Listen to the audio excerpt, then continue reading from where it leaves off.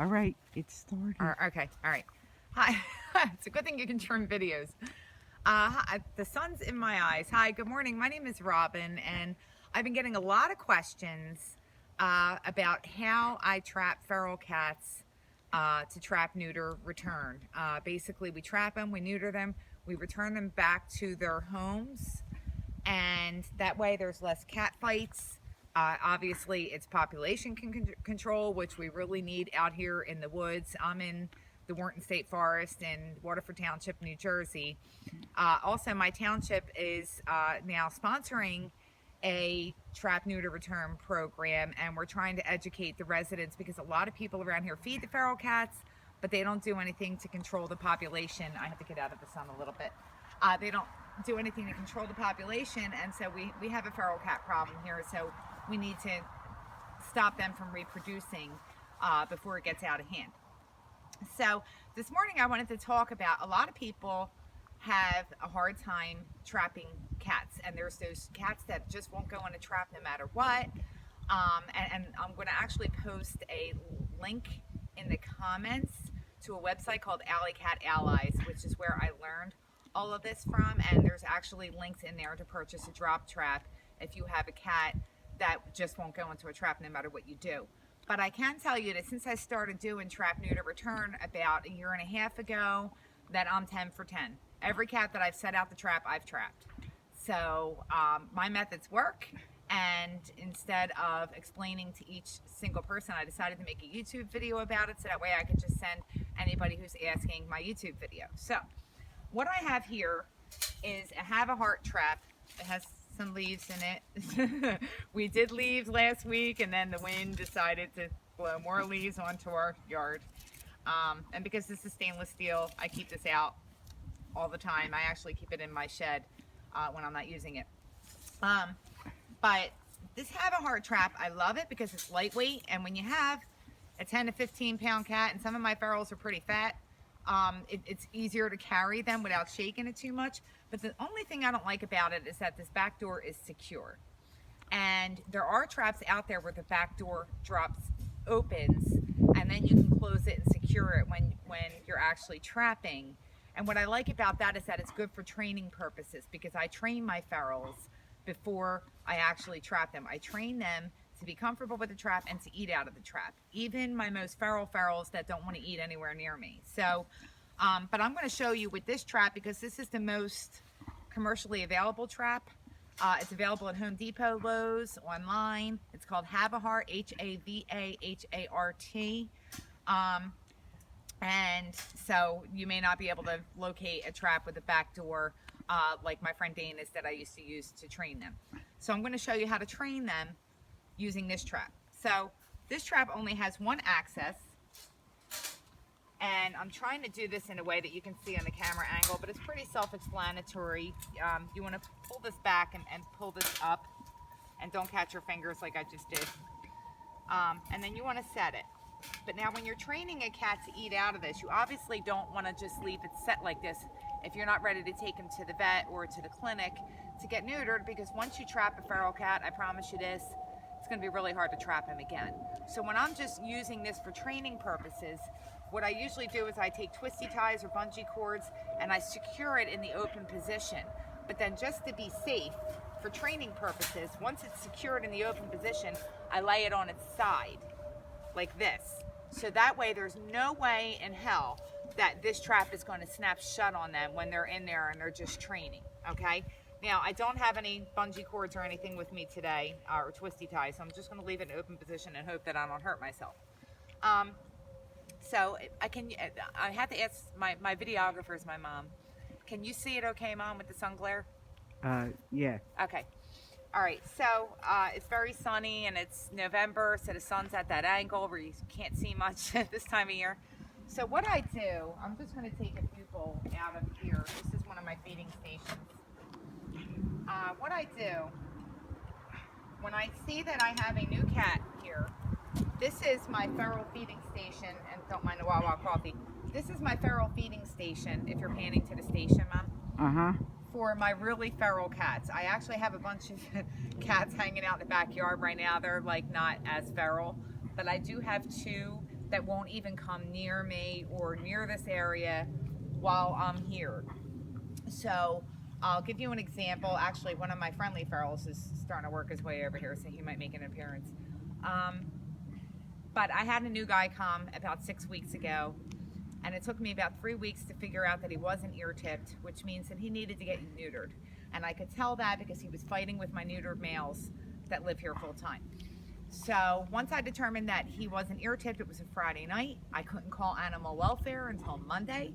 So I decided to start training him to eat out of the trap right away. That way, when I have my block of appointments, I neuter my cats at Animal Welfare Association in Voorhees.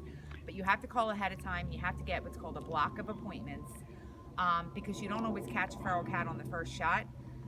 So I usually make a week-long block of appointments, so that way I have 5 chances to catch that cat. So while I was waiting for the feral cat that I just neutered with Shadow, while I was waiting for his block of appointments, I went ahead and started to train him. And what I did was I set up right by his regular feeding station, but I actually put the trap a little bit in front of there, so that way he would come across the food first before going to his regular feeding station. And for the first couple of days, all I did was I put the food on the outside. I actually have wet and dry, and they were smaller bowls at the time. But I just put the food, I don't have smaller bowls in there. I just put the food in front of there and let him get used to the idea of the trap, let him associate good things with the trap. Cats are very easy to condition when they're hungry, okay? So after the first couple of days where I saw that he was coming here and eating with ease, then I would just, are you panning into the trap, Mom? Yes. Okay. Then I would just move it in a little bit, and then another couple of days, I had a week and a half to work with because I couldn't get appointments right away. So another couple of days, I let him eat out of the front of the trap. And then I would move it further and further back every day, just a little bit, a little further back, a little further back. And I like to trap, well, let me finish this. And I went a little further back until he was eating about this far back the day before I trapped him, okay? The other thing I did is I like to trap on the same day that I'm going to take them because my space is very limited in my house. I have 5 indoor cats. I really don't like to bring feral cats into the house and hold them for any longer than they need to be held because it's very stressful for them, it's stressful for us, and I don't really have a lot of spare space to work with in my house. So with animal welfare in Voorhees, I know that I have to be there before 8 a.m. at the latest with my cat if I hope to get in that day. And if I show up after 8 o'clock and I have a trapped cat and they make me wait till the next day, I'm going to have to hold him. And I can't very well bring him back out to release him because, again, like I said, once you trap a feral cat, good luck trapping him again. I actually did manage to trap one twice. Actually, no, 2 of them twice. But they're not very feral either, you know. So once you trap that cat, you better make sure that you're able to get them to the vet to get their neuter done when you plan to. And if you have to hold them overnight, if you're a night feeder, then that's fine too. So by the time I went to trap him that day, I had the trap set in the correct position. Okay. I put the food bowl back behind that trip plate, maybe about 1 inch. Mom, if you can zoom in, please. Yeah, but the thing is, Rob. Here, let me take this. Okay, I'm going to show you because I made this mistake with my first one.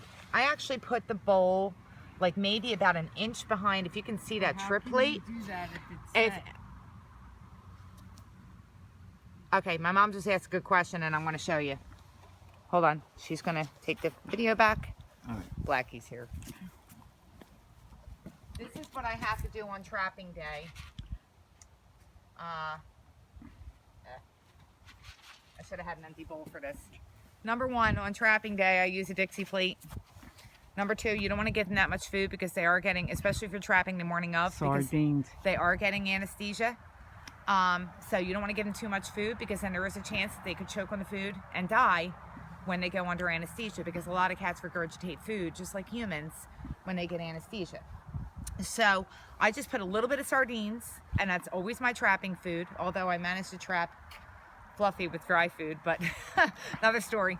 I just do maybe 2 teaspoonfuls, and sardines are really stinky. And if you have a hungry cat, they're going to come eat the sardines. Now with this trap too, it's kind of a pain because you don't have the back door. So what I do is I slide it in. Sometimes you spill a little juice, and that's okay. I kind of slide it in. Wait a minute, do that again, Rob. Slide it in. Okay. I slide it back in, but you see, now I'm going to take the camera. You It's done? a little too close to the trip plate.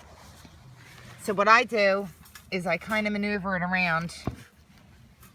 One of my feral cats is watching me right now. I'm trying not to laugh. I maneuver it around. I'm having a hard time with this one. But I kind of maneuver it around. And I set the bowl right about there.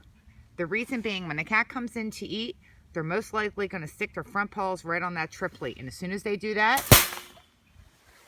it snaps shut. Okay? And I just scared one of my feral cats. He knows what that sound is because he's been neutered before. So anyway, with that, Do that again, Rob, if you can. I don't have enough memory, Mom. All right. So with that, as soon as I've trapped the cat, I'm just going to leave it set for right now because my hands are really cold. It's cold today. With that, what I do is I keep a towel nearby. I don't put a towel on top of the trap until after I've trapped the cat, because it's been my experience with my feral cats that they don't like to be in enclosed spaces where they can't see around them. However, with one of my feral cats, and it's actually the guy that's kind of hanging around right now, I actually did have to cover the trap in order to get him to go in there. So every cat is different, and you have to find what works for the feral cat that you're trying to trap. But you'll know if they won't go into that trap when you're trying to train them. That's the whole point of training them, you know. So what I did, like the day that I caught Shadow, the day that I caught him, I had a towel just about 50 feet away. As soon as I walked away that morning after I set the food, I didn't even get 25 feet away. I heard the trap snap. I ran into my shed where I was keeping my towel. I booked out here and covered it up, because what happens when a feral cat gets trapped is they're going to freak out. And as soon as you cover them up, they calm right down. They stop, and you don't want them to freak out too long in the trap because they're going to hurt themselves. It is a steel trap. This one is actually stainless steel, and so you don't want them to get hurt. But once you cover them up, they calm right down. And I use like a beach towel, so that way everything is covered up, and then they're not seeing what's going on, and it kind of gives them some comfort. And also, like on a cold morning like today, it helps to trap their body heat. And then what I do when I trap is right away, after I cover up the trap, I take it and I put it in a safe, secure location where my other feral cats can't get to it. No wildlife can get to it. We have a lot of blue jays around here that are bullies, you know. So I actually put him right inside the Jeep to get him ready to go to animal welfare. And what I did with the back of my Jeep is that I line it with like a heavy duty box, or you can even use a shower curtain or something, so that way if they urinate in there, you're not messing up your car. The other thing that I want to stress is to never leave a set trap with food in it unattended. Never. You may have to walk out of sight, like I had to for a couple of my feral cats, the ones that don't know me. But you never want to leave it unattended and just leave a cat sitting here in a trap, because it makes them prey. It terrifies them. They're going to fight like hell to get out, and that's how they're going to get hurt.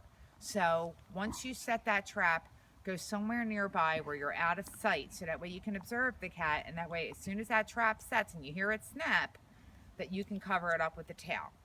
So I hope that answers some of the questions that I'm getting about how to train a feral cat. And again, if you see after a couple days you're trying to train this cat and they're not going in the trap to eat, then go ahead and try to cover the back with a towel. I have seen advice before to cover it with sticks and leaves and everything. I've never had to go that route with my feral cats. When my cats are hungry, they're hungry.